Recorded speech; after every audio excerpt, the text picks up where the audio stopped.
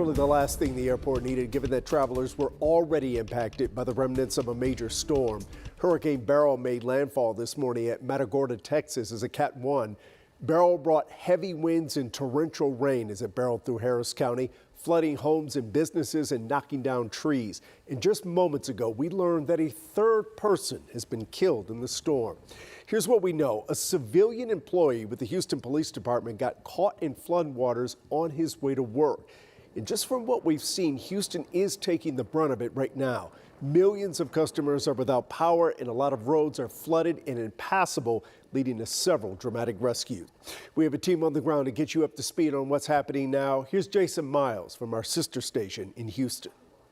This is 288 just north of the 610 loop where we watched the driver of that pickup truck get rescued. Minutes after getting pulled to safety from a flooded South Freeway. Are you okay, sir?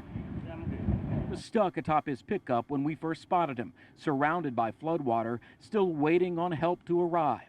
A Houston Fire ladder truck eventually swung its apparatus horizontally over the pickup, delivering life preservers before the driver took a dip.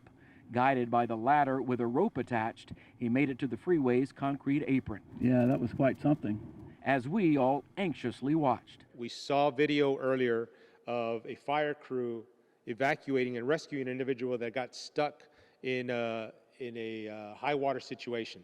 Fire Chief Sam Pena says it illustrates calls that are resource intensive, the kind that might not be available to everyone who gets caught in high water. We cannot continue to service every call type that same way. His message, if you don't need to be out on the roads, stay off them. I counted at least 4 vehicles abandoned in the water at this area, but I'm told rescues occurred elsewhere, many of them using those high water rescue trucks. Reporting from 288 and 610, Jason Miles, KHOU 11 News. Lieutenant Governor Dan Patrick is in Austin right now holding a press conference on the state's response to Hurricane Beryl. Let's listen. We'll go into the rivers. The rivers go downstream to areas in the greater Houston area and other counties around Harris County, where Houston is located, to cause additional flooding in the days ahead. Because we had a huge surge over the last several days of water coming ashore, particularly in the last 24 hours. You have water meeting water, which means it's a little bit tougher to drain out to the Gulf of Mexico.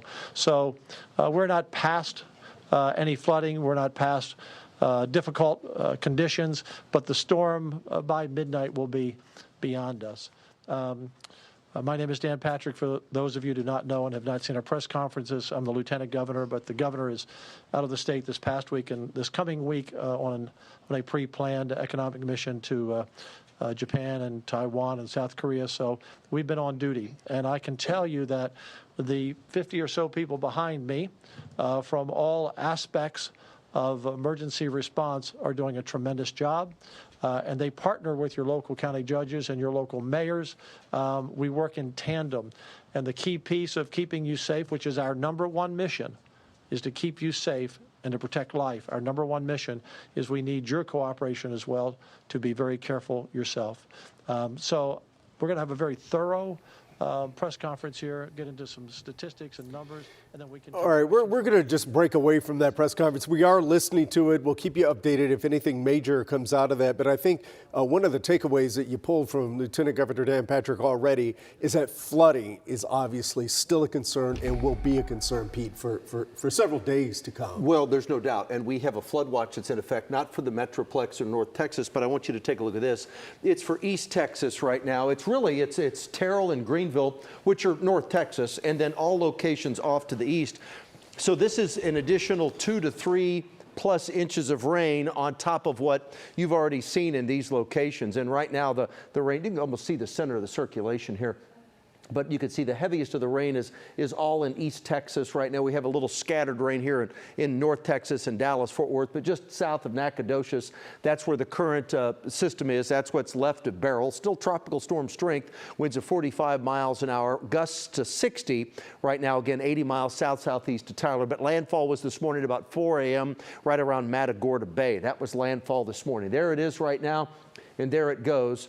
So any rain that we pick up here in the Dallas-Fort Worth area or North Texas is really the next several hours, and after that, we're all finished. Certainly by midnight, things have wound down. We're almost dry then. Overnight, we're dry, but for the next several hours, temperatures will be fairly nice, and the rainfall, if you pick it up, it could be fairly beneficial. Not the flooding problems they've had in East Texas and Southeast Texas for us here in North Texas. Heat does return. I'll tell you when coming up.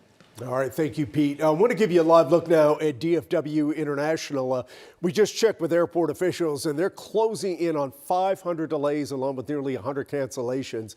FlightAware lists DFW as one of the third worst airport to fly in or out of today, only behind the two major airports down in Houston. Officials say about 2.5 million people don't have power right now, and Houston Mayor John Whitmore is urging residents to shelter in place. Dia Wall has been looking into the dire situation down south, and she's here to show us a little bit more about how some organizations in North Texas are preparing to help. Well, Chris, it's not always the things we think about, right? In addition to shelter and power, countless families along the Gulf Coast also need food. Texans on a Mission, a faith-based disaster relief organization here in North Texas, is leaving first thing tomorrow morning to serve. The ministry is sending 25 people to the Houston area to serve 6,000 meals a day to people in crisis. Texans on a Mission will be taking a self-contained mobile kitchen that has capacity to feed up to 30,000 meals a day, so they can scale up if needed. We were there this morning as they packed up the trucks. Volunteers there will be working in shifts from 4 a.m. to midnight every day to ensure those impacted have something to eat. This is an evolving situation, and so we expect the needs to be uncovered in the next 24 to 48 hours. But already now we're hearing about downed trees and requests for chainsaw teams. We're hearing about heavy rain in some areas, so we expect some flooded houses. We obviously are going to meet the need for meals with the loss of power. And so this is a significant storm that is creating significant needs for Texans across the Gulf Coast. Texans on a Mission already has volunteer teams who live along the Gulf Coast on standby to respond as the storm passes. Crews will rotate weekly until the need there is met. All right, thank you, Dia. You know, we're seeing now how weather can impact us even into July. So now's a good time to pull up our app. Keep it handy. It'll let you know exactly when the weather moves into your neighborhood. The WFAA app is free to download right now in your app store.